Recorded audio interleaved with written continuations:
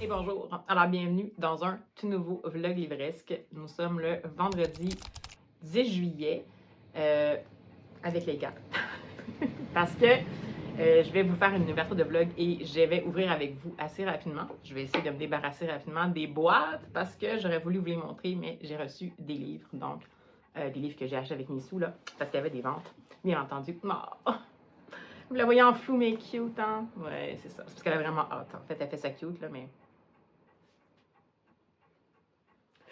Donc, nouvelle semaine. Désolée pour la tête, c'est post-course, post-douche, pré-boulot, encore un peu suante malgré la douche parce que quand on va courir, puis j'ai pas eu le temps vraiment d'avoir encore mon petit moment de calme. Alors, on passe ça. J'ai pas de... Bon, je me fais taper. J'ai pas de nouvelle lecture en cours, mais je viens tout juste de terminer. En fait, je suis en train de terminer la dernière lecture du vlog que je vais clôturer sans doute cet après-midi pour vous, qui est le précédent. Continuum espace-temps. Et ensuite, j'ai aucune idée qu'est-ce que je vais lire, donc on va commencer ce vlog-ci en mode allons-y spontanément. Première semaine de retour après les vacances. Je vais mettre très facile les semaines de retour de vacances, mais en plus, je me suis tapé des migraines au début de la semaine pendant comme 3 jours. Ce qui fait que j'ai un petit peu dû faire ma semaine en accéléré et disons que je suis contente d'arriver à, même si ça fait pas longtemps que j'ai repris le travail, je suis contente d'arriver à vendredi, demain, samedi matin, je travaille. Ensuite, c'est encore un congé pour 2 jours, donc ça va faire du bien. J'espère juste que je vais pouvoir ne pas avoir d'autres manifestations de microbes ou d'inconfort. Ça va, j'ai eu un mois de juin plein de ça et c'est suffisant. Merci beaucoup, ça va être suffisant. Regarde. Alors, allons-y sans plus tarder si j'y arrive avec les envois. C'est principalement des choses qui sont pour la collection. Qui sont pour ma collection. Alors, c'est parti, allons-y pour l'ouverture.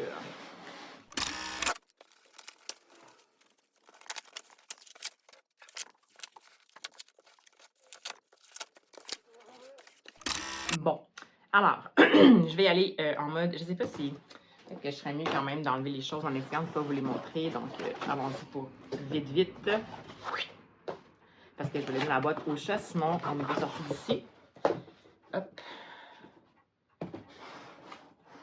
Je me spoil un peu, mais c'est pour la bonne cause. Voilà, une boîte de données, ça va mieux aller ensuite.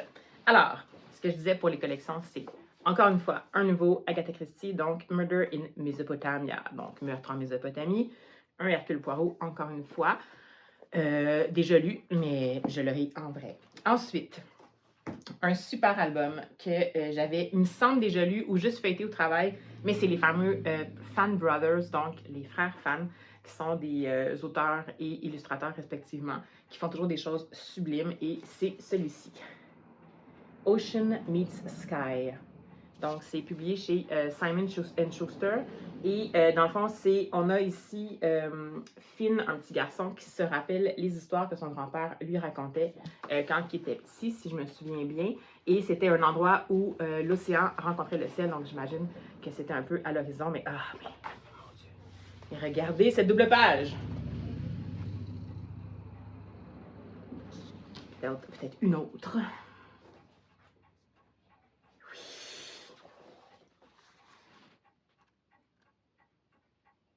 Donc, celui-ci. Bien hâte. Ensuite, genre, ah, yes, il l'avait. Ça fait plein de fois que je vais avoir celui-là, puis à chaque fois que je veux l'avoir, il devient non disponible avant que je le commande. C'est le seul qui me manquait dans les tomes compagnons de la trilogie de His Dark Materials de Philip Pullman. Donc, j'avais déjà 2 autres tomes compagnons, puis celui-ci, c'était le 3e que je n'avais pas encore, et c'est Lyra's Oxford. Donc, le Oxford de Lyra, si vous avez déjà lu cette série-là, moi je suis rendue, il manque le 3e tome, je n'ai pas lu encore. On est vraiment dans un monde, un univers en fait de fantasy ou fantastique fort ou fantasy un peu réel. Puis dans le fond, on est dans un monde où Oxford, donc la ville d'Oxford qu'on connaît, est peuplée par des gens, des humains en fait, qui ont des grandes connaissances et tout, mais on comprend qu'il y a aussi un monde parallèle à ça éventuellement. Donc, un autre Oxford, mais le Lyra's Oxford, c'est comme d'où est-ce qu'elle vient elle, puis on comprend dans l'histoire pourquoi c'est important qu'on le sache. Alors, petit tome compagnon, je ne sais pas du tout, je sais qu'à l'intérieur, il y a l'air d'avoir une carte. Wow! Ah, regardez. Il y a une carte du Globetrotter, je pense pas que je vais être capable de l'ouvrir puis d'arriver à garder le focus, mais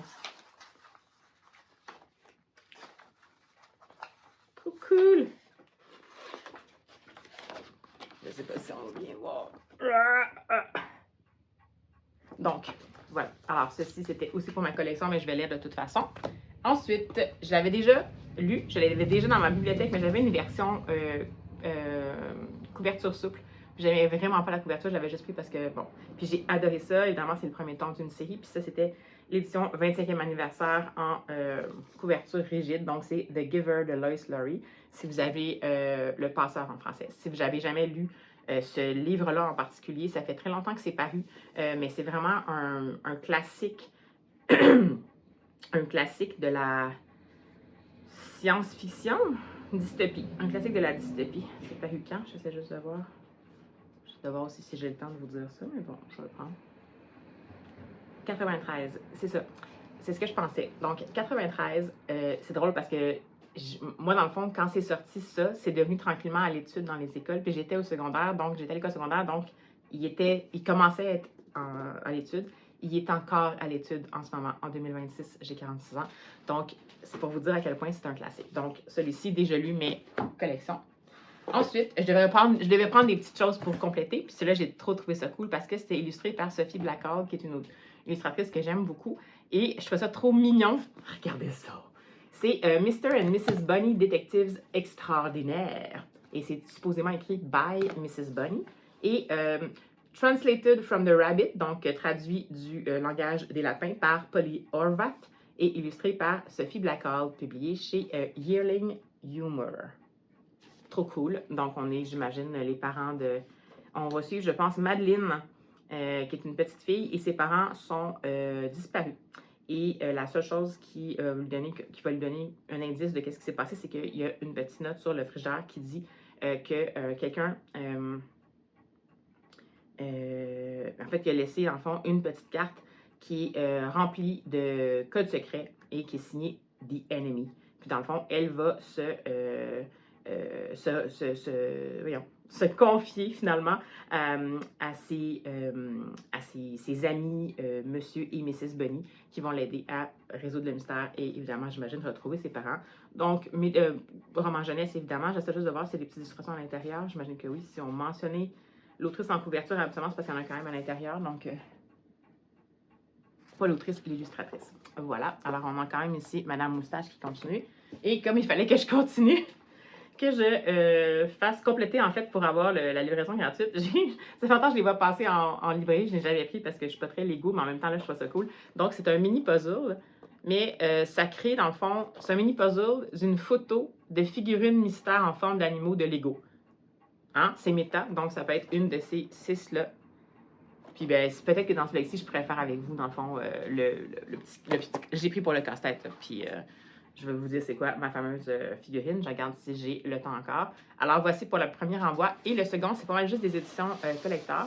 Donc, deuxième boîte et un chat. Allez! On va ouvrir ça ensemble.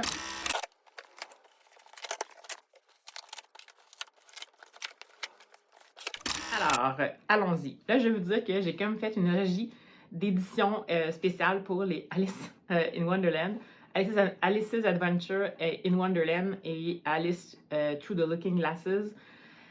J'ai lu Alice's Adventure in Wonderland. J'ai bien aimé ça. Ma version préférée en illustré, c'est celle avec les illustrations d'Arthur Rackham, mais je ne peux pas m'empêcher de collectionner les autres éditions. Je ne sais pas pourquoi. Donc, allons-y pour commencer avec une édition... Oh mon Dieu, elle est vraiment intense, c'est ça.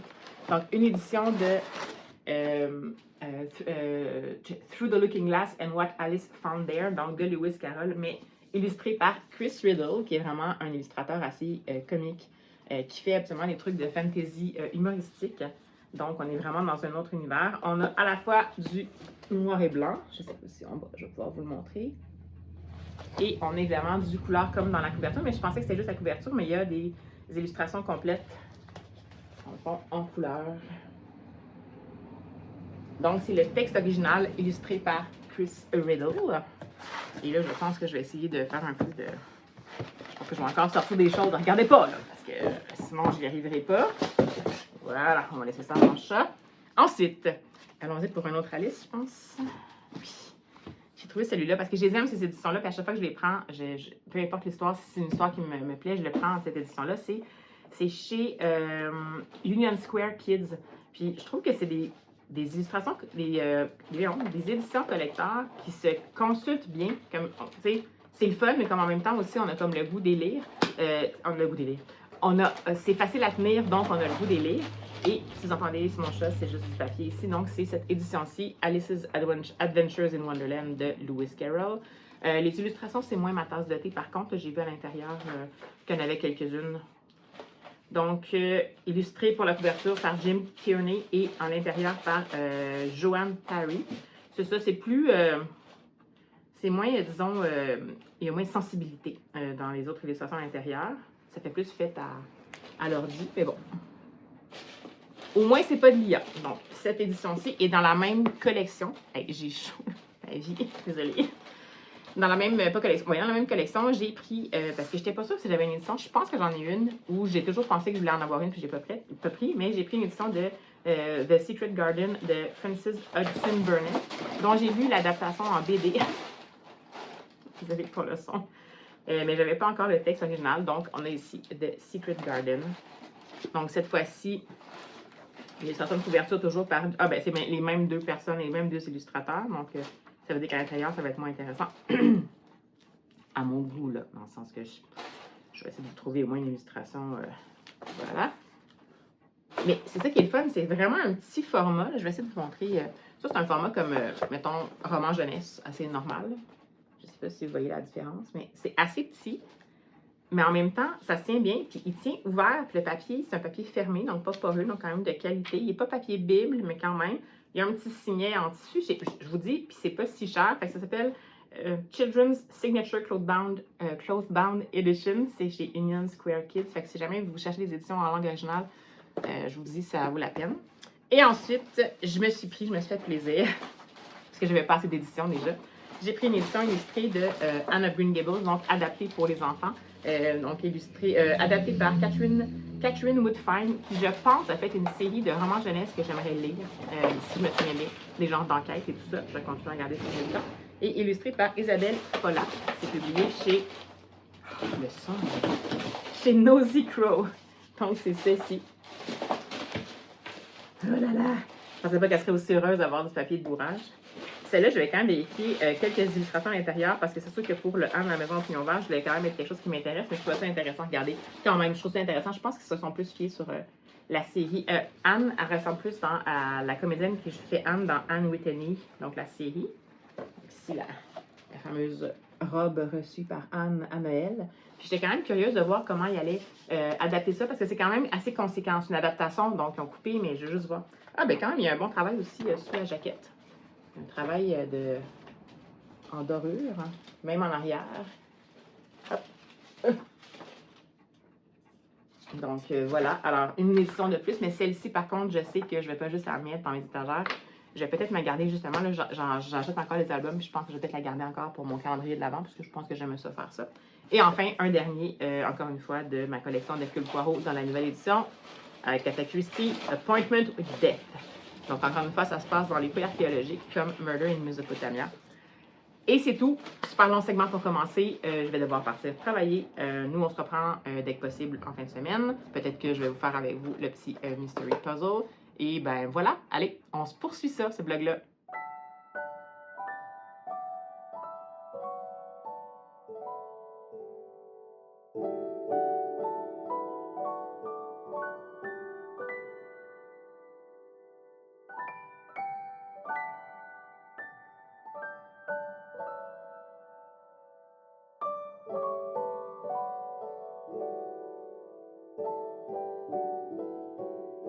Bonjour vous autres. Alors, on est le samedi 11 juillet et je viens de terminer ma journée de travail et de revenir à la maison et... Alléluia! J'ai survécu. En plus, ce matin, je me sentais pas super bien, donc j'étais comme, oh non, je peux pas encore manquer le travail. Donc, je me suis un petit peu donné un coup de pied dans le popotin et j'y suis allée, mais bon, ça n'a pas été super évident, donc bien heureuse de me retrouver ici. Et surtout de vous dire que finalement, après...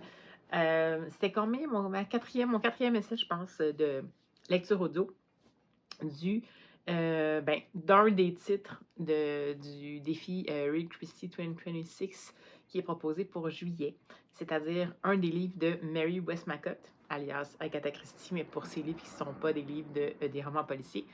Je me suis donc lancée finalement dans Giant's Bread, qui a été écrit en 1930 et qui nous propose en fait l'histoire de Vernon Dare, qui est un jeune homme qui grandit en Angleterre et qui grandit dans un grand domaine de campagne et qui grandit avec une mère un peu intense et malheureusement malheureuse dans sa vie conjugale. Son mari est quelqu'un de sympathique, mais c'est pas quelqu'un de fidèle. Et dans le fond, Vernon est comme témoin de ça. Avec son père, il sent qu'il y a peut-être des points en commun, mais ils n'ont jamais vraiment réussi à parler. Donc, évidemment, à l'époque déjà, c'était déjà pas facile, donc de se dire les vraies choses. Donc, il grandit dans ce contexte comme ça, où visiblement, ben, ça fait partie des choses qui sont attendues à la fois des hommes et des femmes de se conformer à ce que la société propose comme structure très figée, c'est-à-dire de se trouver un bon parti et de se marier et de parfois se marier pour par intérêt. Surtout pour les gens qui sont des propriétaires terriens, comme par exemple le père de Vernon. Il va avoir une enfance, puis dès le départ, quand on le rencontre, Vernon, on le rencontre en tant qu'enfant très jeune. Et on perçoit qu'il y a une extrême sensibilité et une façon de percevoir le monde vraiment différente. Mais il vit dans un monde où, ben, en fait, les gens veulent nous rentrer dans des petites cases et des petites boîtes. Et ben, il ne trouve pas tout à fait de sa place. Mais bon, éventuellement, il y a plein de rencontres qui vont vraiment être significatives pour lui. Entre autres, à un moment donné, une infirmière qui vient prendre soin de lui quand il s'est cassé la jambe. Et éventuellement, sa cousine Joséphine, donc Joe, qui n'est pas sans rappeler Joe, le fameux prénom de Louisa May Alcott dans les cafés du Docteur Marsh, cette jeune femme un peu aventurière. Donc Joe qui va être là, qui a vécu une vie pas nécessairement évidente avec sa mère, en dehors en tout cas des sentiers battus, et qui va arriver là avec toutes ses convictions de c'est pas vrai que je vais me plier devant les dictats de la société. Donc on va avoir une bonne partie dans l'enfance de Vernon et ensuite on va le découvrir dans son passage à l'âge adulte autour de 20 ans, alors qu'il va se découvrir une passion pour la musique, mais pour qu'est-ce qu'il perçoit que devrait être la musique. Il faut dire que depuis qu'il est tout petit, Vernon n'aime pas la musique. Il réagit de façon intense à la musique. Il réagit presque comme si c'était quelque chose qui le blessait, genre quelqu'un qui gratte un tableau avec ses ongles ou comme ça. Et par contre, il va avoir une espèce de révélation quand il va être obligé d'aller à un concert qui va faire en sorte que ben, finalement, il va percevoir que peut-être que c'est juste que la musique, pour lui, c'est pas qu'est-ce qui est proposé maintenant, puis que dans le fond, il y a juste à essayer de faire évoluer les pensées pour proposer, lui, comment il voit la musique. Donc, et voilà. Donc, ça va tourner autour de ça. C'est considéré, c'est annoncé comme étant un drame. Donc, ça va être le drame, et disons, le drame du fait, et le drame d'être un génie potentiel artistique et de ce que ça va... de ce que ça coûte réellement à un humain d'assumer puis de prendre cette décision-là, dans le sens où ça va coûter autant à la personne en elle-même, mais que les gens qui apprécient autour, puis qu'est-ce que ça va demander à ces personnes-là, puis comment ils vont pouvoir... bref, le coût réel de tout ça, le coût réel du génie. Donc, je ne savais pas où ça s'en allait, parce que les 3-4 fois où j'ai commencé l'histoire, j'avais commencé avec le prologue, qui est une espèce de, je pense, peut-être 30-40 ans après. Puis après ça, on revient dans le passé au début de l'âge de Vernon. Et on va suivre, en fait, quand on commence avec le fameux Sebastian Levin, qui fait partie de la bande avec Vernon, mais qui est un homme un homme d'affaires de succès, mais qui se spécialise dans les arts et qui vient tout juste de présenter une pièce de musique absolument dérangeante parce que non conventionnelle, parce que qui brise toutes les règles et qui s'appelle The Giant. Donc, ça commence comme ça, puis je sais pas pourquoi, mais le narrateur audio, quand il a fait ce prologue-là, on dirait que c'était comme recto tono, il y avait comme pas d'intonation, puis je vous disais, on dirait qu'il parlait comme proche du micro, pendant que c'est comme pas super... et j'étais comme, oh mon Dieu, j'aimerais ça au moins découvrir ça parce que la prémisse m'intéressait.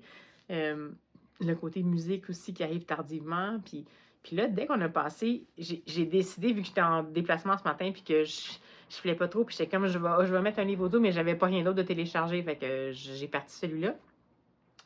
Puis, ben, finalement, j'ai dépassé le prologue. Puis là, il a commencé, en fait, la narration de la période où on va commencer à connaître Vernon.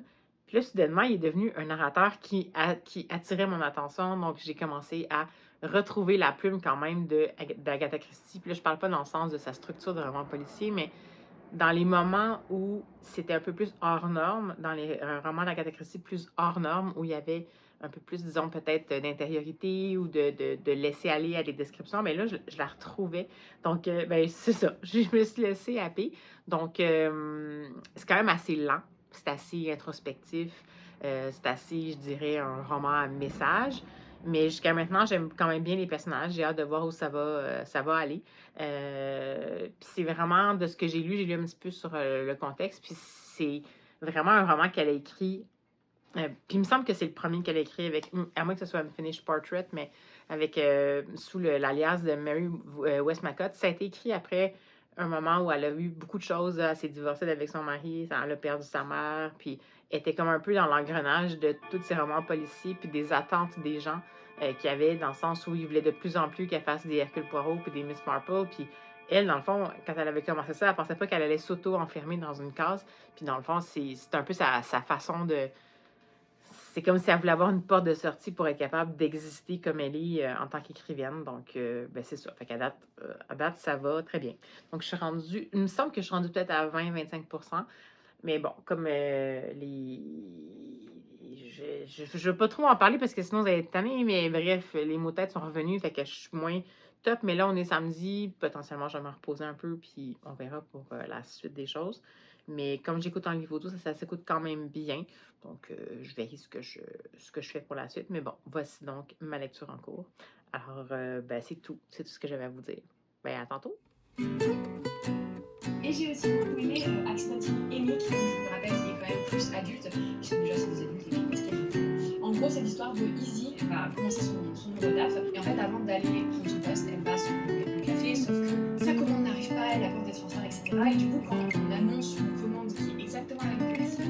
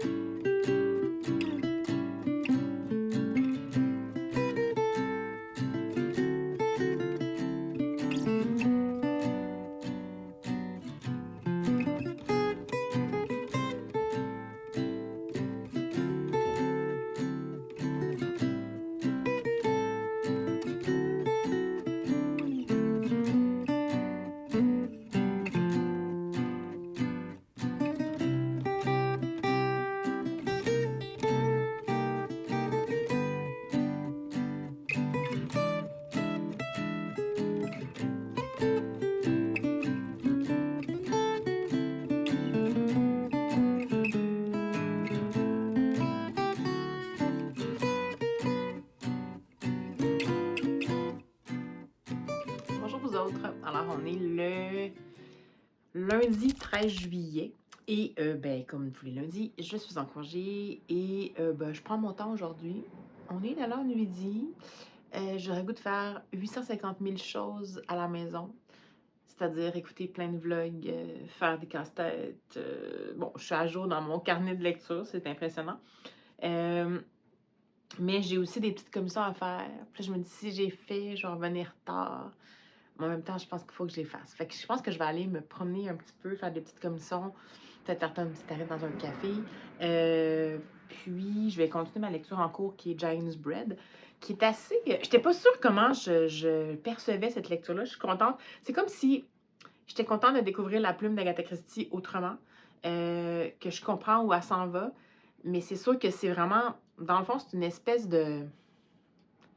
c'est un drame historique, dans le fond. Je ne sais pas comment ça va se terminer, mais ça semble être l'histoire de personnes qui ont à la fois tout pour être heureux et rien pour que ça fonctionne. Des gens qui sont faits l'un pour l'autre, mais qui ne se rencontrent pas au bon moment ou qui finalement vont prendre des chemins tellement différents que même s'ils veulent que ça fonctionne, ça ne fonctionnera pas. Donc on n'est pas, on n'est pas dans l'optimisme. C'est aussi l'histoire de un peu la notion de est-ce que avoir du génie pour quelque chose, c'est suffisant pour faire en sorte que ça devienne, en fait, que ça s'exprime? Est-ce que ça prend plus que du génie pour que ça s'exprime? Est-ce que parfois avoir du talent, mais pas nécessairement du génie, mais beaucoup de détermination, ça pourrait être aussi quelque chose d'intéressant? On parle beaucoup des relations interpersonnelles, on parle beaucoup des attentes de la société. Ça se situe, c'est paru en 1930, puis c'est... D'ailleurs, ça me surprend un peu, je le dis, mais... Parce que c'est paru en 1930, mais je comprends pas comment ça peut être paru en 1930. À moins que ça se passait avant. Je sais pas, parce que là, je suis dans une passe, je suis rendue près aux 2 tiers du livre, puis on a même là une seconde guerre qui arrive, ou une première guerre. Une première guerre, je pense. Je pense que c'est la Première Guerre mondiale, dans le fond, qui arrive. On va se dire la Première Guerre mondiale, parce que je comprends pas, c'est paru en 1930. Puis dans le fond, comment ça va affecter en fait les gens. Mais il y a déjà aussi, il y a quand même des grandes pistes de, en quelque part, féminisme, empowerment, empouvoirment. Je pense que c'est sur le bord de devenir un néologisme, mais bon. Donc, des femmes, ça explore beaucoup la frange de tout ce qui est esprit artistique. Est-ce que, puis on était dans une société encore où pour les femmes, ben, c'était quand même encore un peu, même si il y avait une certaine libération dans les villes, c'était quand même un peu le côté de faut faire ce qu'on attend de nous, puis idéalement, pour être stable, il faut avoir un bon mari, puis un mari qui a les moyens, puis pas nécessairement se marier pour l'amour et tout ça. Donc, il y a beaucoup de choses là, qui sont finalement mis de l'avant là-dedans. Donc, a priori, c'est vraiment intéressant. C'est juste qu'au début, je n'étais pas sûre que c'était suffisant pour me donner super envie d'y retourner. Mais là, plus ça va, puis plus évidemment, on approfondit l'histoire des personnages. Et puis c'est vraiment une histoire qui est centrée sur les personnages. Là. Oui, il se passe le contexte historique autour, mais c'est vraiment centré sur les personnages. Et le personnage, la musique aussi est un personnage en soi là-dedans. D'où peut-être le choix de la traduction française qui s'appelle Musique barbare. Giant's Bread, c'est, si j'ai bien compris, une référence à une citation de, je me souviens plus quel auteur, mais qui aurait dit que, je pense que c'est dans un conte, je pense que c'était Jacques et le haricot magique, mais qui disait que dans le fond, quelque chose comme ce qui sert à faire le pain des géants, c'est les os des humains réduits en poudre, ou je sais pas trop, quelque chose de même. Donc, je pense que c'est ça. Puis c'est comme évidemment une métaphore par rapport à, si j'ai bien compris, le coût réel de choisir de suivre ses rêves, dans le fond, ou d'avoir du génie. Quelque chose de même. Bref. Fait que j'apprécie beaucoup ma lecture. C'est juste que c'est quelque chose qu'on dirait qu'il faudrait que je lise autre chose en même temps. Parce que je peux pas, c'est pas un roman policier, c'est pas quelque chose qui est super haletant et tout, mais c'est bien écrit. C'est super bien écrit. C'est sûr que c'est un peu intense. C'est un roman de passage à l'âge adulte quand même. Parce qu'une bonne partie de ça, c'est, ben, il y a une partie que c'est l'enfance, mais les parties, c'est les tourments du passage à l'âge adulte, des choix qu'on a à faire dans une société qui ne nous donne pas nécessairement les choix, qui ne donne pas ouvertement les choix, mais au sein de laquelle on peut toujours faire des choix. Évidemment qu'à travers ce livre-là, on perçoit beaucoup. Moi, j'ai lu l'autobiographie d'Agatha Christie, puis il y a des grands bouts qu'on dirait que c'est comme sa vie, surtout la partie de l'enfance de Vernon. La notion de avoir un titre puis une maison de campagne, mais pas avoir les moyens de la garder à cause de la maintenance puis des taxes puis tout ça. Ça, c'est quelque chose que Agatha Christie a vécu avec ses parents alors que son père était encore vivant, puis même après que son père soit mort. Il a fallu malheureusement éventuellement que la maison soit vendue et finalement elle l'a récupérée tardivement. Donc ça, c'est quand même là. Je sais qu'il me semble bien, dans mon souvenir, que la musique avait quand même une place importante dans la vie d'Agatha Christie. Pas dans le sens qu'elle voulait en faire un concert, mais comme quoi, dans le fond, c'était quand même quelque chose qui était important. Donc, je trouve ça intéressant. Puis c'est en effet le premier des romans qu'elle a écrit en fait en tant que Mary Westmacott, donc que nom de plume, autre chose que roman policier. Parce que dans le fond, ce que j'ai compris, c'est que, à moins que si les sources sont bonnes, que de ce que j'ai lu, ça serait que Agatha Christie avait voulu utiliser ce nom-là parce qu'elle voulait écrire autre chose. Puis elle voulait pas que les gens lisent ça juste parce que c'est Agatha Christie. Elle voulait que, en quelque sorte, les gens, s'ils choisissaient de les lire puis qu'ils trouvaient que ça avait de la valeur, ce serait pas parce que c'est Agatha Christie, mais bien parce qu'ils ont aimé ça puis que l'histoire était bien faite. Donc, voilà. C'est très bohème aussi, un peu. Il y a quelque chose de intensité du mal de vivre ou intensité du poids de la destinée qui est un peu là. Puis je dis ça un peu en levant les yeux au ciel parce que c'est quand même un peu intense. Là. Mais sinon, ça va dépendre vraiment comment ça se termine. Fait comme je dis, il me reste à peu près 30%. Je l'écoute en niveau 2, narrateur toujours aussi intéressant. Je l'ai aussi en livre numérique. Je l'ai pris sur Projet Gutenberg parce que je n'avais pas accès sinon. Donc, Projet Gutenberg qui, absolument, propose des livres numériques. Si vous ne connaissez pas ça, ça fait longtemps que ça roule. Là, et qui propose des livres numériques qui sont libres de droit aux États-Unis. Donc, c'est pas toujours les mêmes règles, mais qui sont libres de droit aux États-Unis. Et dans les autres pays qui ont les mêmes règles de droit d'auteur, c'est-à-dire le nombre d'années après la mort d'un auteur permettant que cela tombe dans le domaine public. Donc, voilà. Donc, je lis en livre numérique. Mais à date, je ne l'ai pas lu en livre numérique. Je pense qu'en raison du rythme qui est un petit peu plus contemplatif puis introspectif, je pense que le fait que ce soit en niveau 12, ça m'aide aussi parce que, ben, on me le raconte, cette histoire-là, puis ça crée une certaine vie aussi. Alors voilà. Sinon, ben, ils avaient eu des petites images là, hier. Finalement, je suis allée aussi me promener parce que mon copain, on est parti sur le fly le matin. On est allé prendre un café avec des croissants. Puis après ça, ben, il y avait des commissions à faire. Puis là, ben, j'ai dit, ben, tu peux-tu me déposer à une friperie, la fameuse friperie Renaissance. J'ai regardé, il n'y avait pas beaucoup de choses dans les livres, mais il y avait dans une autre friperie aussi. Il y en a deux, une à côté de l'autre dans le même genre. Donc, c'est sûr que c'est une des friperies où l'accent n'est pas mis nécessairement sur les livres, mais il y en a toujours. Donc, c'est toujours là que je vais voir. Puis, j'ai pris quelque chose, pas parce que l'état du livre était extraordinaire, mais parce que ça m'intrigue toujours de découvrir cette facette-là d'une autrice qui est Lucy Maud Montgomery. Est-ce que vous êtes surpris? Et j'ai trouvé celui-ci, dont la couverture est absolument affreuse, Against the Odds, Tales of Achievement. Donc, chez Macmillan Stewart, qui est une maison d'édition canadienne. C'est un recueil de 18 nouvelles, 18 short stories, dont le fil rouge serait justement le fait que c'est des gens qui vont avoir assez de résilience pour passer par-dessus les obstacles que le destin lance dans leur chemin et pour quand même être capable de poursuivre leurs ambitions et leurs rêves. Bon, après, je ne pense pas que ce soit si flonflon que ça quand même, mais c'est sûr que quand on regarde la mise en page, c'est vraiment hilarant d'affreusité et de quétainerie. Mais bon, c'est pas grave. Donc voilà, appréciez. Je vous la remets juste pour le plaisir, mais appréciez quand même cette couverture affreuse. Hein? Et que c'est beau. Comme quoi, pour ceux qui découvrent Lucy Maud Montgomery en Europe, évidemment, c'est une autrice canadienne, ça fait longtemps qu'on connaît, nous autres ici au Canada. Puis comme ça fait très longtemps qu'elle est publiée, puis que nous, on l'a eu dès la publication, en fait, et tout ça, on a eu l'ensemble de son œuvre.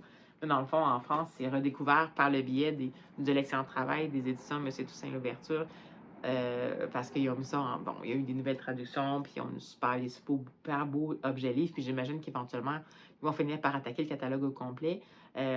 Mais c'est juste pour dire que ces livres-là, nous autres, c'était quand même comme là, ça devait être des commandes. Tu sais, elle n'a jamais été super riche, en fait, Lucy Maud Montgomery, puis elle n'a pas eu une vie très facile non plus, malheureusement. Elle n'a vraiment pas une vie facile.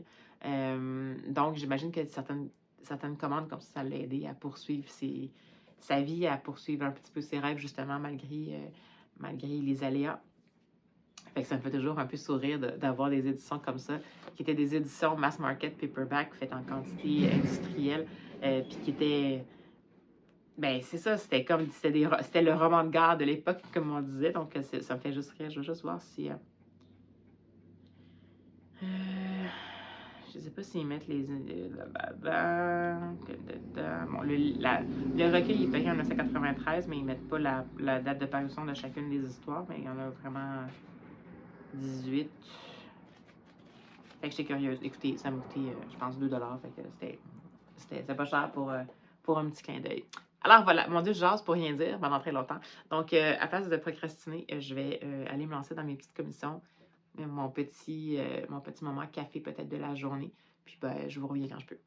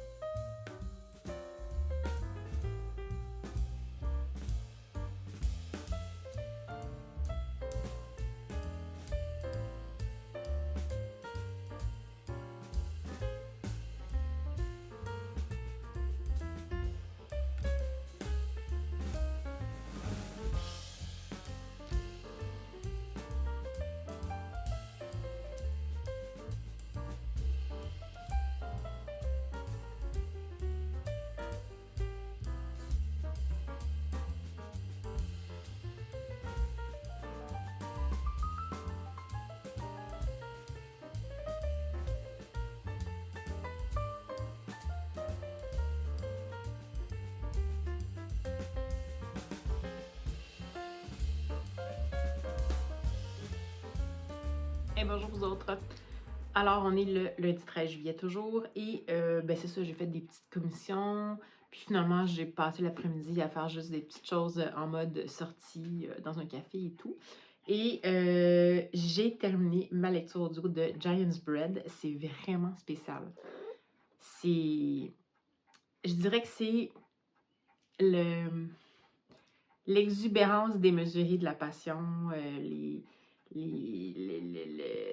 les aléas du destin, c'est sous le thème des rendez-vous manqués, on ne peut pas faire mieux. Sous le thème du coût réel du génie, on ne peut pas faire mieux.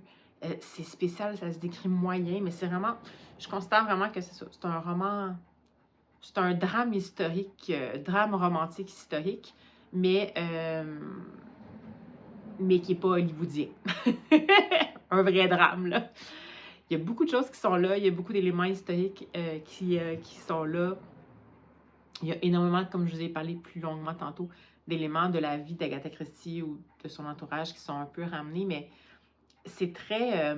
ça m'a donné l'impression de lire un livre de 800 pages, et pas parce que c'était mauvais, juste parce que il s'en passe tellement des choses là-dedans, dans le sens où je parle intérieurement pour les personnages. On a vraiment leur évolution sur, je dirais, à vue de nez, une trentaine d'années, une vingtaine d'années. Puis ça se passe quand même dans un nombre assez restreint de pages. Chaque personne a ses drames, chaque personne a ses épiphanies, chaque personnage, pardon, est imparfait. À chaque personne, on finit par s'attacher, puis on se dit que la personne, finalement, peut-être que si on l'aperçoit comme ça va aller, mais finalement, ce que ça nous montre, c'est que l'humain est fondamentalement faillible, et que c'est pas, disons que ça donne pas beaucoup espoir sur la poursuite de ses rêves, ou en tout cas, je dirais que c'est un regard lucide, trop lucide, voire pessimiste sur, dans le fond, poursuivre un rêve, ça veut dire mettre toute son énergie sur quelque chose, et donc pas la mettre ailleurs. Donc, ça a des conséquences.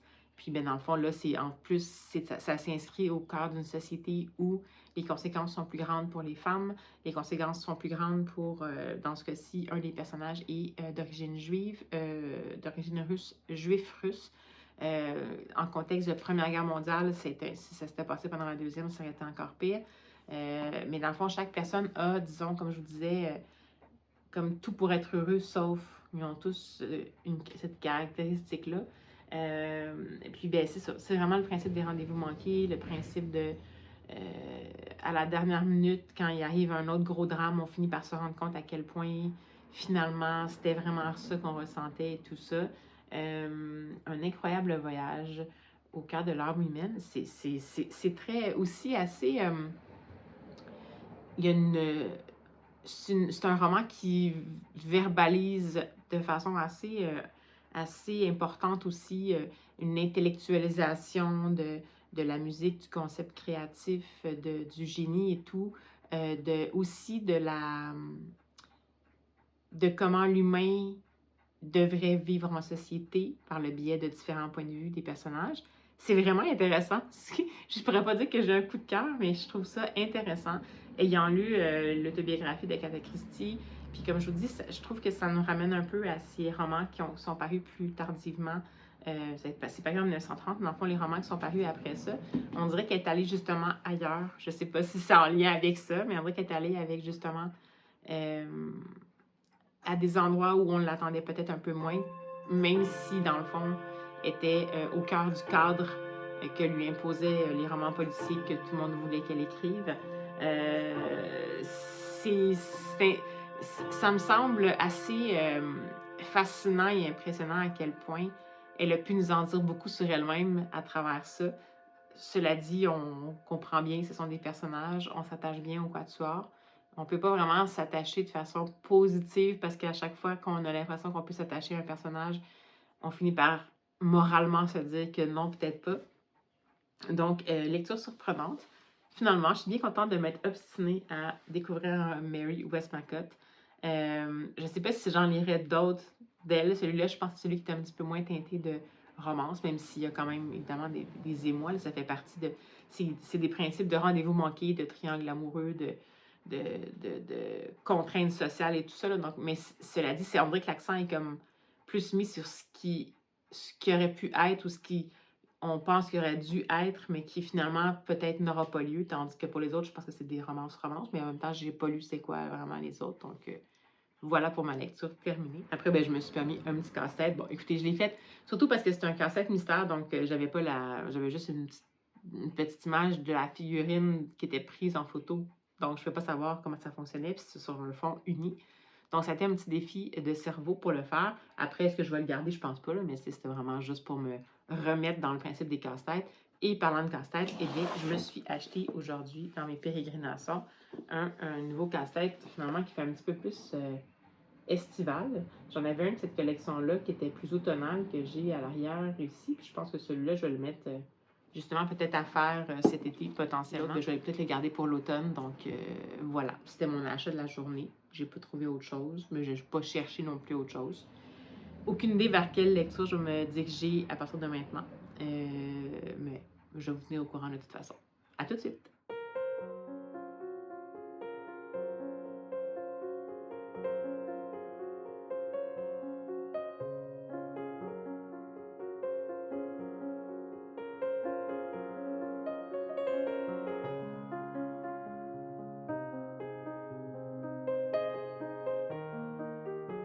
Hey, coucou vous autres. Alors, on est le mercredi 15 juillet, heure du midi, donc pause repas. Et je reviens rapidement parce que, écoutez, j'ai tergiversé pour avoir une prochaine lecture. Je me suis dit que j'allais peut-être faire un genre de concept parce que, comme ma première lecture de la semaine, ça a été la lecture de Agatha Christie, alias Mary Westmacott. Je me suis dit, je pourrais lire un autre livre d'un auteur ou d'une autrice qui écrivait sous un pseudo. Il y en a eu plusieurs. Il y en a eu plusieurs à l'époque victorienne pour des raisons évidentes, en fait, des femmes qui prenaient des pseudos masculins parce que sinon ils étaient ignorés. Mais bref, j'ai cherché. Il y avait plusieurs possibilités, mais c'était pas nécessairement des choses qui m'intéressaient. Puis là, finalement, je me suis dit, j'avais vu passer ça quand il était paru, ce livre-là, puis je m'étais dit, ben, je pourrais peut-être prendre le principe d'un auteur qui se lance sous un pseudo en raison d'un roman concept. Donc, il y en a eu quelques-uns. Il y a eu les romans écrits par Anonyme là, chez Sonatine. Et récemment, il y a eu le roman de Marceau Miller, Donc, on ne sait pas qui est Marceau Miller, à part que c'est, si j'ai bien compris, un scénariste ou une scénariste, je ne sais pas, et qui écrit ce roman-là sous le pseudo Marceau Miller, qui est également le nom du personnage principal du livre. Pour pas trop vous en dire, je vais vous lire la 4e de couverture rapidement, puis je vous reviens après. Il y a des hommes qui remettent leur vie en jeu en permanence. Marceau Miller est de ceux-là. Hanté par le souvenir de sa sœur disparue, il est devenu un auteur célèbre et envié. Mais que ce soit en pilotant un avion ou en escaladant les montagnes qui entourent le lac Léman, Marceau ne cesse de défier le danger, jusqu'à cette chute fatale. Du sommet de la dent du Vélan, une silhouette contemple son corps fracassé au sol. Sa femme, Sarah, est la seule à ne pas croire à un accident. Mais connaissait-elle vraiment l'homme dont elle partageait la vie? En découvrant que Marceau a laissé derrière lui un ultime manuscrit dans lequel il dévoile la vérité, elle se lance dans un jeu de pistes vertigineux. Avouez quand même que c'est prometteur. Je me suis dit, allons-y. Là, je l'écoute en livre audio. Et ma foi, ça me prend tout mon petit temps, je ne peux pas l'abandonner. Donc, je pense que je vais le continuer parce que c'est un roman concept récent. J'essaie quand même de lire parfois, bon, évidemment en dehors de ce que je lis habituellement parce que je suis bibliothécaire, j'aimerais ça pas non plus me confiner à toujours un même genre. Et a priori, je continue d'être persuadée que c'est une bonne piste. Mais vraiment, je ne lis pas pour le style. Cette écriture, pour moi, je la perçois comme étant, en fait, je la reçois comme une écriture très maladroite. C'est un scénariste, c'est vrai que si je le prends comme étant un scénario qui a voulu être transformé en roman, on dirait que c'est ça, dans le sens où ça va souvent être un enchaînement de courtes directives pour que, si on le voit vraiment en mode de directive pour un scénario, ça fait du sens. Mais après ça, malheureusement, entre guillemets, il y a différents points de vue des différents personnages. Puis quand ces personnages-là parlent, leur discours est absolument pas crédible. Ça fait vraiment plaquer. Il n'y a pas de au niveau des émotions, c'est comme si on est nécessairement obligé de les verbaliser trop ou de les verbaliser, ça fait un peu plaquer parce qu'il n'y a pas de montée d'émotion. Il n'y a pas nécessairement non plus de façon pour nous de découvrir un personnage à part les émotions que le personnage nous partage, mais sans nécessairement nous partager son background. L'intensité des émotions est comme un peu démesurée parce que comme il n'y a pas justement de gradation vers les émotions, puis que le personnage, on n'arrive pas à vraiment saisir son intériorité, nécessairement, ça fait un peu trop intense. Bref, pour le moment, c'est absolument pas une plume qui me convient. Mais bon, j'aimerais ça savoir qu'est-ce qui se passe quand même, parce que c'est un roman concept. C'est un roman méta, dans le fond, on s'entend. Fait que je pense que je vais me forcer à le terminer. Mais ça va vraiment être parce que je vous aime beaucoup, puis que je vais faire une lecture concept. Puis que si vous ne l'avez pas lu, le deuxième tome de cette série-là est sorti qui s'appelle L'homme derrière Marceau Miller. Donc, si jamais ça vous dit, peut-être qu'on pourra voir, au moins vous aurez quelques informations. Je ne peux pas donner beaucoup d'informations sur l'intrigue parce que c'est un roman concept. Donc, c'est sûr que je ne pourrais pas vous donner beaucoup de développement. Mais sachez que c'est vraiment une écriture qui. Ça aurait été préférable, je pense, si ça avait été une écriture utilitaire. Mais là, ça mélange à la fois écriture utilitaire puis un souhait de peut-être rendre ça plus humain ou plus étoffé ou plus de dialogue. Mais les dialogues, ils tombent vraiment à plat. Les dialogues, ils tombent vraiment comme des dialogues convenus, la façon dont c'est mis en mots. Puis ben c'est sûr que l'écouter en audio, c'est pire parce que c'est pas de la raison, c'est pas de la faute de la personne qui fait la narration, mais comme justement ces dialogues-là sonnent un peu faux, ben quand elle les dit, ça fait juste amplifier finalement malheureusement cette réalité-là. Donc c'est pas ma meilleure lecture jusqu'à maintenant, mais je vais essayer quand même de le terminer pour voir. Puis ben je vais vous en reparler quand je vais l'avoir terminé. Mais ouais, ça fait longtemps que j'ai pas été exposée à une plume qui ne me convenait à ce point pas. Mais voilà, donc je poursuis ça, puis ben, je vous reviens quand j'ai terminé. Rebonjour vous autres. Alors, on est toujours le mercredi 15 juillet. Et je viens de finir à une vitesse effarante en diagonale la version papier de le roman de Marceau Miller. Je vais faire le... Voilà. Donc, publié ici chez La Martinière. Ça a été pour moi une torture, honnêtement, là, comme expérience de lecture. Écoutez, je sais pas, j'ai vu des gens qui en ont parlé et qui ont beaucoup aimé ça. J'ai vu aussi des recensions un peu mitigées. Dans mon cas, c'est très mitigé. En fait, tout ce que j'ai aimé, c'est la prémisse qui était présentée. Après, j'ai eu aucun attachement pour les personnages. Pour aucun des personnages. C'est bien entendu un roman qui, éventuellement, bon, c'est un roman concept, c'est un roman qui nous permet d'explorer l'histoire prévue selon différents points de vue, les points de vue des personnages présents et les points de vue, le point de vue, en fait, du personnage principal, mais absent, donc Marceau Miller, par le biais du fameux manuscrit dont il est parlé dans la 4e de couverture. Donc, a priori, ce genre d'alternance de point de vue, ça, je trouve ça absolument intéressant comme stratégie narrative. Le point de vue aussi d'avoir une version indirecte par le biais d'un manuscrit, je trouve ça intéressant. Mais écoutez, je sais pas, c'est rare que je suis si intense, mais pour moi, il n'y a rien qui fonctionnait. Les outils choisis, a priori, la prémisse choisie, a priori, était vraiment prometteuse. Les outils narratifs puis de structure choisis étaient intéressants, mais on n'arrivait pas à avoir une fluidité dans le récit. La construction des personnages aurait pu être intéressante parce qu'il y avait quand même un noyau en tant que tel de personnages qui, on le sentait, étaient plus liés qu'il y en avait vraiment l'air. Ça joue beaucoup sur les apparences, bien entendu, aussi, cette histoire-là, sans trop vous en dire.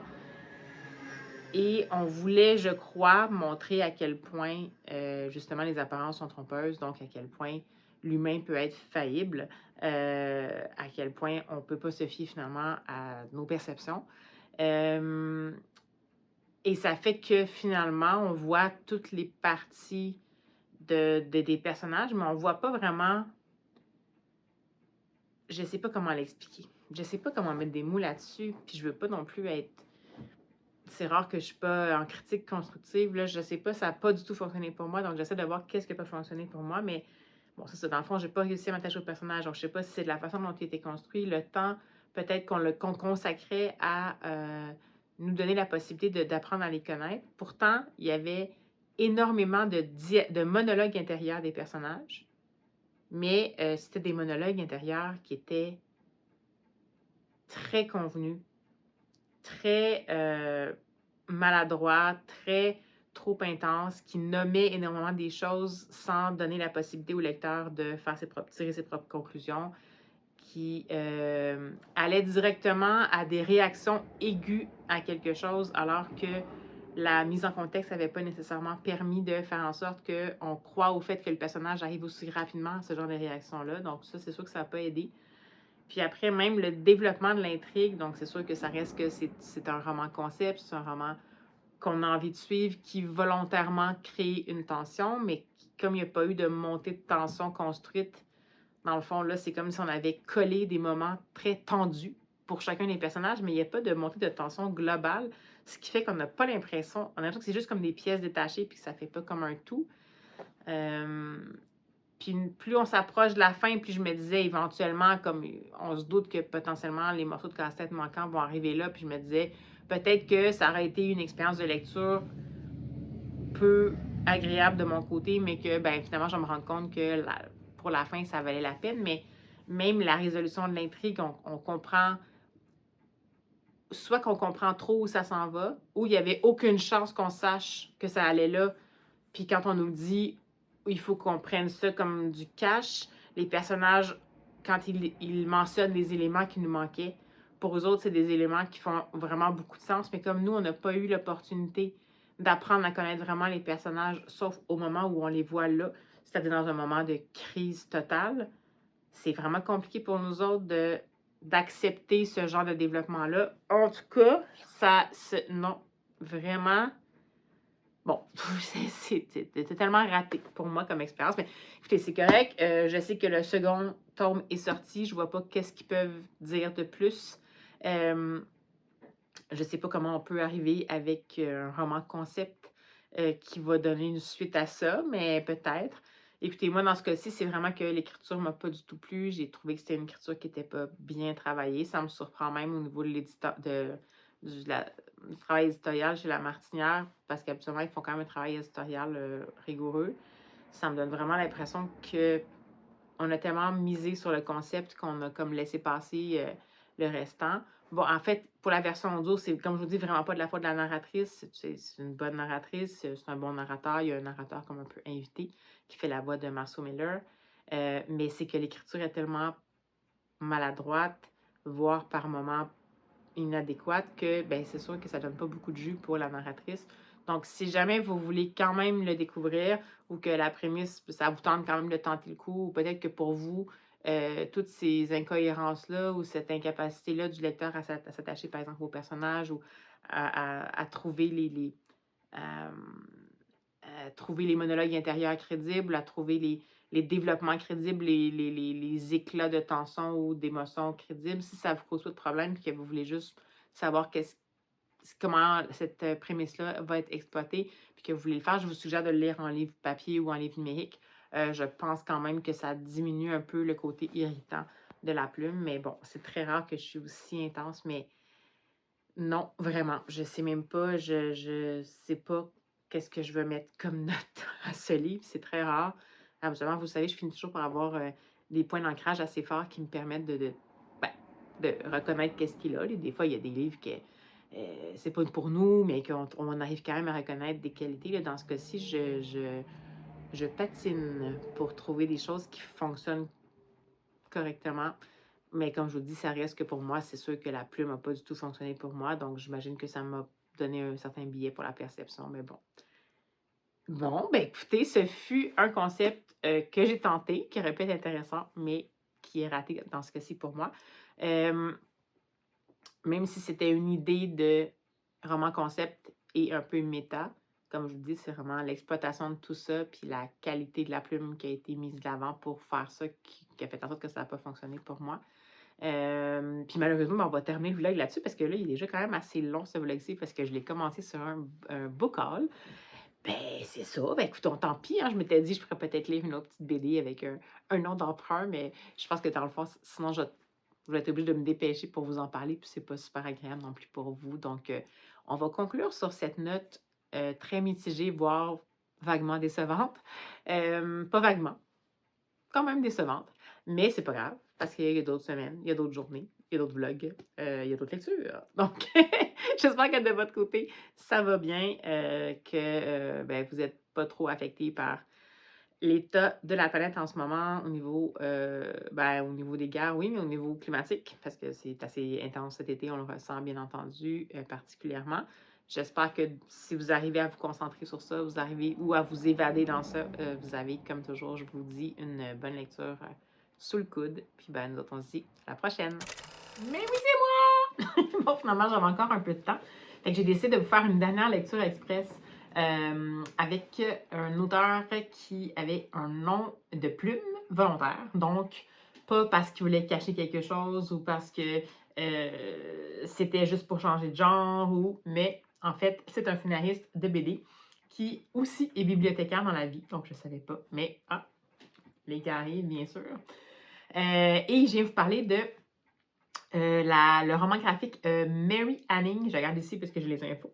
Donc, Mary Anning sur les traces des dinosaures. Donc, c'est conçu et rédigé, scénarisé par Capic, qui est le fameux nom de plume, et illustré par Julie Bouveau. C'est publié chez Steinkiss. Et voici la 4e de couverture. Angleterre, début du 19e siècle. Mary Anning fouille depuis son enfance les falaises de Lyme Regis à la recherche de fossiles. Elle les vend dans sa boutique et essaye sans relâche de trouver des réponses à ces questions. D'où viennent ces curieuses créatures figées dans la pierre? La Terre aurait-elle été effectivement créée il y a 6000 ans? Fascinée, Mary veut devenir une scientifique reconnue. Son rêve semble pouvoir enfin se concrétiser lorsqu'elle met au jour des squelettes de plusieurs maîtres. Ichthyosaures, ptérodactyles, l'un après l'autre, les dinosaures sont exhumés et avec eux, des secrets qui pourraient ébranler la pensée scientifique tout entière. Alors, c'est un personnage que j'avais découvert dans le passé, dans la biographie romancée qui était proposée par Tracy Chevalier, qui était Remarquable créature en français, je crois. Il me semble que c'est ça. Créature, il y a le mot créature. Bref, c'est l'histoire de Mary Anning et de sa relation d'amitié avec Miss Philpott. Vraiment, on plongeait dans tout ça. Il y avait beaucoup de moments qui étaient romancés, mais il y avait un très grand plongeon profond dans l'existence de cette jeune femme scientifique autodidacte. Et là-dedans, c'est ce que ça propose également, mais en se fiant vraiment, en mettant vraiment un accent sur le côté justement scientifique autodidacte femme, dans un contexte où la science était réservée aux hommes, où on pouvait allègrement acheter une découverte et sans crier gare comme ça et juste ne jamais mentionner les contributeurs, qu'ils soient des hommes ou des femmes, mais là, dans ce cas-ci, encore plus une femme, puis en plus, c'était une fille qui faisait partie de la classe pauvre dans la société, donc encore plus une quantité négligeable. Donc l'accent est vraiment mis là-dessus, sur la revendication tout au long de la vie de Mary Anning, de enfin, tout simplement, être reconnue pour les découvertes scientifiques qu'elle a faites. Elle s'est auto-formée en lisant des ouvrages super complexes. Elle a appris ses talents au niveau de tout ce qui était recherche de fossiles, paléontologie aussi, en lien avec bon, les dinosaures, tout ça, mais elle a appris d'abord pour la découverte de fossiles avec son père. Et elle a fini par en faire un métier quand son père est mort parce que c'était la seule façon qu'ils avaient de survivre, donc en vendant ces spécimens-là aux touristes. Et ensuite, son intérêt a été piqué par quelqu'un qui est venu acheter quelque chose, puis dans le fond, elle s'est auto-formée avec la collaboration de certains amis qui lui amenaient des ouvrages et tout.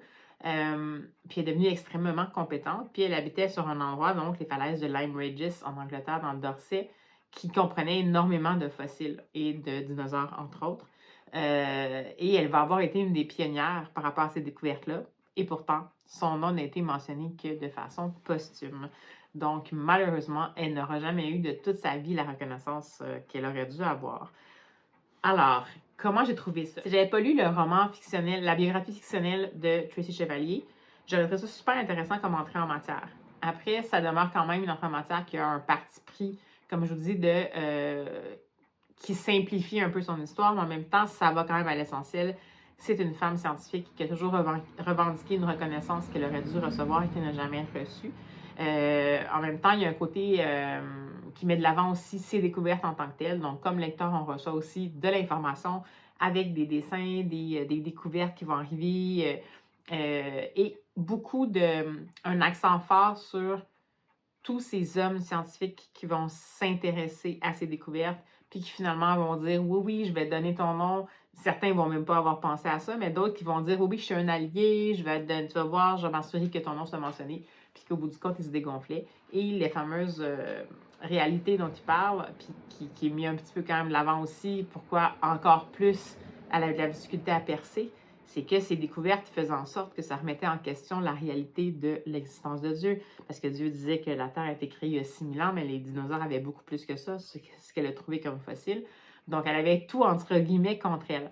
Donc, je trouve que c'est un bon tour d'horizon, une belle entrée en matière, après pour en découvrir encore plus. Ce que j'ai trouvé intéressant, c'est, comme je vous dis, cet angle-là un peu de revendication qui a été mis de l'avant, qui, oui, à la limite, comme je vous dis, ça limite un peu le spectre, mais c'est intéressant parce que c'est ça qui est encore plus, qui nous met un peu hors de nous, puis qui nous fait réaliser à quel point les femmes ont été effacées de l'histoire, en général, scientifique en particulier. J'ai aimé le fait qu'il y avait quand même du texte, mais au niveau de la scénarisation, ça a été quand même relativement bien élagué, je trouve. Ça aurait pu être encore plus dense, puis trop dense, là. Je trouve qu'on avait quand même des moments où on se permettait justement une composition qui était des cases qui n'avaient pas nécessairement beaucoup de texte, qui nous permettait de, disons, mieux connaître un peu la réalité de Mary Anning, de connaître un peu plus sa vie, son contexte et tout ça. J'ai trouvé que les illustrations de Julie Bouveau, pour moi, c'était moins mon genre. C'était correct. C'était un peu, on dirait que ça donne l'impression que tout le monde est un peu, disons, en mode village minier. Son trait en tant que tel, il est un peu dur, un peu tracé, un peu comme, je sais pas comment dire. Il y a de la texture en tant que telle. C'est correct, je pense, parce que ça évoque quand même le côté justement un peu ouvrier de Marie Anning. Mais moi, ça allait moins me chercher. Donc, au niveau évocateur, au niveau émotion pour les personnages, ça allait moins me chercher. Donc, on restait beaucoup en surface. Je trouve qu'on nous tenait beaucoup à distance. Puis, comme c'était un roman graphique qui, en fait, nous donnait l'opportunité d'en apprendre plus sur elle, je pense à ce moment-là, comme on nous tenait volontairement à distance puis qu'on nous gardait dans notre tête, ça faisait que quand il y avait des moments où Mary Anning revendiquait d'être reconnue, qu'elle était en détresse, qu'elle avait vécu des émotions, on dirait que pour moi, là, ça collait un peu moins. Fait que je pense que c'est peut-être juste, puis c'est correct, là, j'ai pas rien contre cette illustratrice-là, c'est un bon travail. Est-ce que c'est juste, peut-être qu'il y aurait eu au niveau éditorial, à un moment donné, peut-être essayer de travailler pour que ça fasse en sorte que ça ne nous met pas en dehors de l'histoire. Mais bon, c'est peut-être personnel comme réception de tout ça. Donc, j'ai beaucoup aimé ça. Je trouve que c'est une belle, comme je dis, porte d'entrée, je trouve. C'est quand même assez significatif comme nombre de pages. Mais comme ça s'attarde à un seul angle, puis ça fait sa vie au complet, évidemment que ça passe quand même assez vite sur ça. Mais je pense que ça donne envie d'en apprendre plus. Et le cahier documentaire qui était à la fin est excellent. Justement, je pense que ça nous permet de voir c'est quoi en fait, qu'est-ce qui voulait être mis de l'avant. Donc, ça parle vraiment du côté du monde scientifique qui était fermé aux femmes.